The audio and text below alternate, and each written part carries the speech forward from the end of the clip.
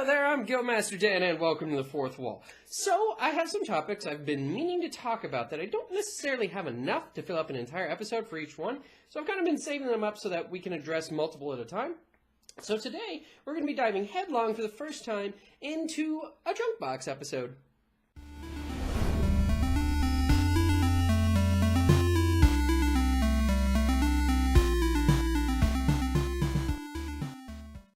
So first thing on the agenda is I was asked a while back to talk about mature content in gaming. Now, I didn't feel I had enough for a full episode on this because I didn't have a lot to say about it that's actually related to giving advice. So I'm going to go ahead and address it today, and pretty much my thoughts on this are, number one, clarifying mature content means, showing sex, showing extreme violence, or actually more appropriately, adult-related situations. Things that you don't really want to bog down a younger player with. Now, when it comes to the sex and the violence, a lot of people tend to, especially some people go to cons and ramp up the violence or ramp up the amount of sex in a game, kind of for shock value. And I feel that reflects poorly on you. Yeah, sure, it's shocking, and there is a market for that, but at the same time, you're not really handling it in a mature way. You're taking things that are considered mature and handling them in a juvenile way. Like, oh man, look at the popping blood balloons, oh man, alright, yeah! That sounds like when you're a teenager, not like when you're an adult. When it comes to actual mature content in games, you're talking about things like, say, rape, genocide, and, adult relationships. And I don't just mean people having sex, but, say, interpersonal relationships that,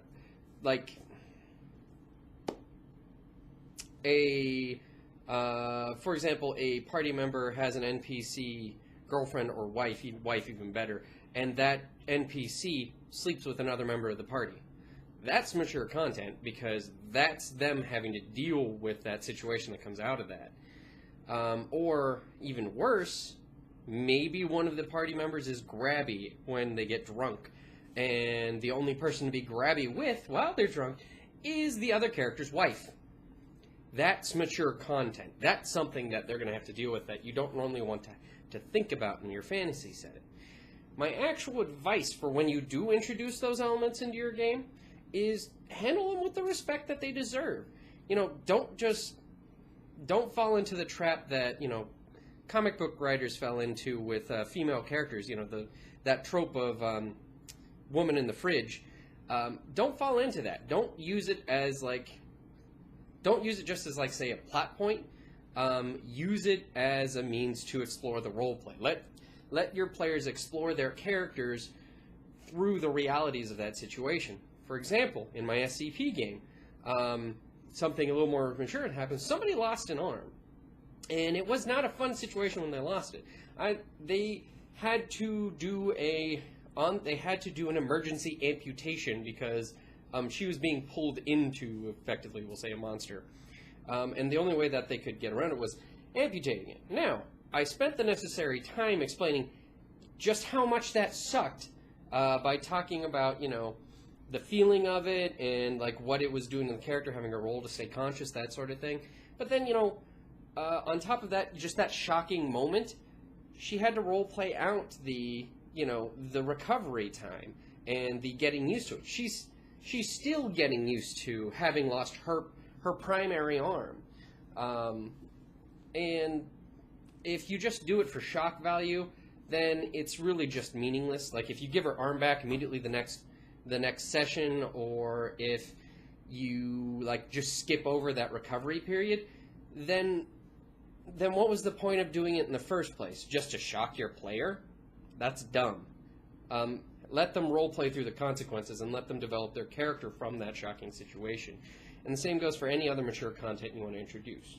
Now, granted, when the person who asked me to talk about it wanted me to talk about. He really wanted me to talk about the idea of white cards at cons. And white cards, if you don't know, is this concept of if you ascribe to it as a game master at a con, people can come to your table, and if you start dealing with something that they're not comfortable with, they'll pull up a white card to let you know that I don't want to role play with that, and then you change your game around that to make it more comfortable for that person.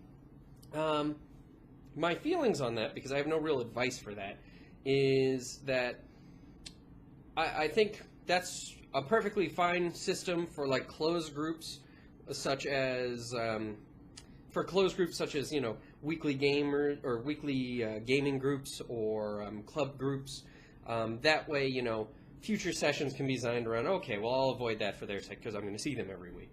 But for cons where you're only going to see someone for 4 hours and, you might not play in another game with them the entire weekend, then I feel that it's really unnecessary for cons, especially if you rate your game. If someone goes into your X-rated Call of Cthulhu game, uncomfortable with drugs and sex, then they had it coming, and they have no reason, they have no leverage to complain and try and get that game master to change, what he had planned. Yeah. Anyway, the next thing I wanted to talk about, other people have been, asking about are how to deal with rules lawyers. And the thing with rules lawyers, again, as a quick explanation, this is the person in your group that when you make a call, they're like, oh, but it doesn't say that in the book. Or they want to do something, and you might say no. He's like, but on this page it says that I can do this. These are the people that, they've read the book possibly even more than you have, that they've memorized all these different things, and they feel that because it's in the book, it entitles them to the ability to do that. Or, alternatively, their interpretation of what it says in the book should entitle them to do that over your interpretation of what it says in the book. Ultimately, when it comes to rules lawyers, there's two things you need to keep in mind. Number one, you are the game master. That person has, signed the social contract to sit down and, play in your game, to let you be the arbiter of the rules. They are not the arbiter of the rules unless you otherwise gave that to them. If you did, then you did it to yourself. We'll get to that in a second. If you didn't, then, they need to know their place. They're a player. They are not the arbiter of the rules. They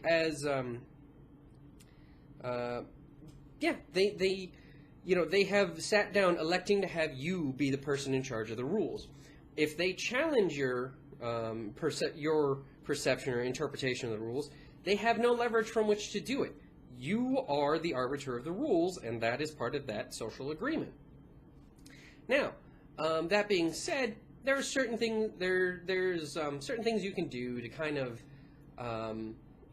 ease that person's feeling. Because those people, they typically think of role-playing games from the format of like board games or card games, where the rules are set in stone, and unless you've agreed to house rules to begin with, it's those rules. If you don't go by those rules, then there's no point in playing the game because you're just breaking the rules.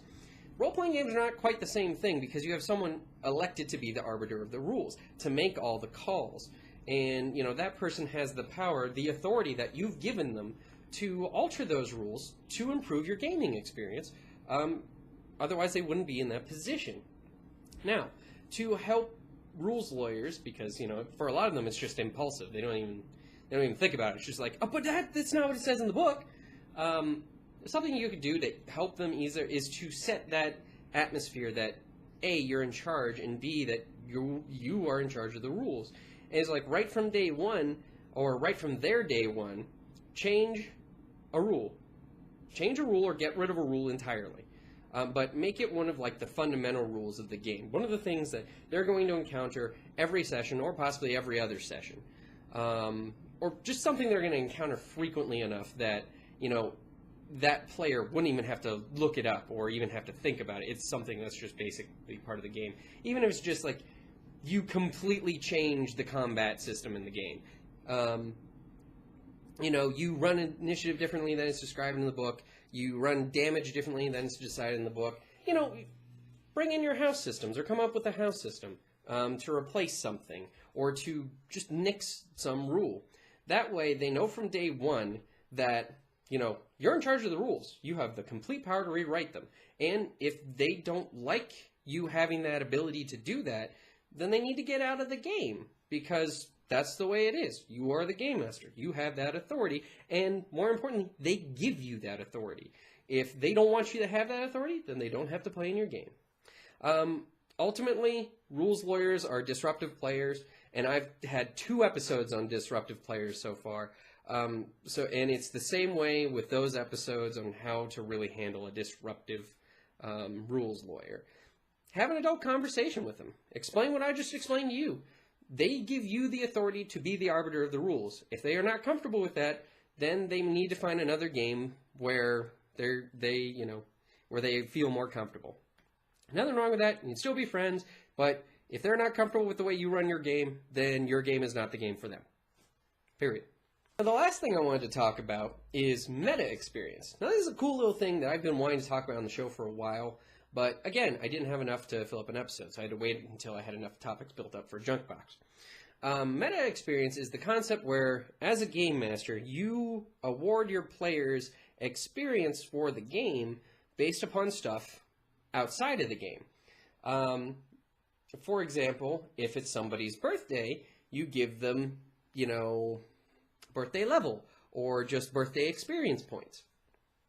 For me, in my house system I run, it's very compartmentalized in that each experience point you get, you can use to buy an advancement for your character. So pretty much like if something like a birthday or a holiday comes up, I'll give them 1 experience point just for the holiday. I mean, it's a fun little extra that you can do with your players to celebrate, certain things, celebrate occasions or the holidays, to make things a little more festive and let them know that, you guys are friends outside of the game, even though you're handing tokens out. Anyway, it's something that they typically appreciate, especially if you do it rarely, which kind of brings me to the other point with it. I mean, it's fun to do, and players typically like it because they like getting that, yeah, all right, I got a treat. But you want to be careful not to do it too much. I would recommend limiting it to like birthdays and holidays, and maybe if someone does you a big favor. Or if someone like regularly, like maybe if someone hosts a game on a week that you can't host because of something, give them an experience point for it, because by all means, they're servicing the group, not just the game. Limit it to stuff like that, because if you start handing out experience points like candy at a parade, for people, grabbing your drink out of the fridge, or, hey, turn off the lights, oh, there's 500 experience points. The problem with that is when you do it too much, it starts devaluing the experience points in the game, because now players don't have to try as hard in the game to get the experience points that they want. Now they can just suck up to you and get the experience points that they want, and it'll start distracting from the immersion that they would otherwise have in the game, because that's part of what those experience points do. Is they're rewards in the game for role playing. They're not everything that builds up immersion and investment, but they are part of what invests players in the game. So you want to be careful not to devalue that. But that being said, it's a great way to make someone feel, special on a holiday or on a birthday, especially when they're coming to your game. And truth be told, if the people in your group you don't necessarily know all that well, that on their birthday, like if you go to their birthday party and you're not gaming that day, if you don't know them that well and you don't really feel comfortable buying them a gift yet, that's a great simple gift that you can give them as a game master. They're like, well, here's a card, and they open it up. It's like +1 experience point. They're like, oh, hey, thanks. It's something that they appreciate because it's something that they do weekly. But just because you don't know them all that well, you're not comfortable getting them a full normal gift. But that's a gift that they'll appreciate, and it's actually pretty thoughtful, considering that their weekly investment in it. But these are just 3 topics that I've been meaning to talk about, but I didn't have enough to fill up an entire episode. So I hope that for what I had for you guys, that you found it useful or at least intriguing. If you have anything that you'd like me to talk about in the future, please send me comments. Let me know what you'd like me to talk about. If I don't get a full episode in, I'll do just like this, and I'll save them up for another Junkbox episode. In the meantime, I have 3 topics that I didn't fill up an entire episode with. So there might be other things that I didn't consider that you wanted to talk about. If there was something that you wanted to add, or if you disagreed with something I had to say, please feel free to leave a comment below. Please like, share, and subscribe so we can keep the conversation going. Please enjoy Guild Month, and as always, thank you for watching, and we'll see you next time.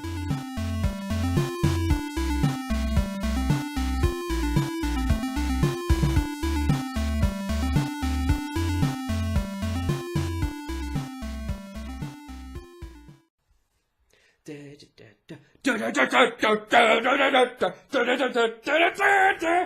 right.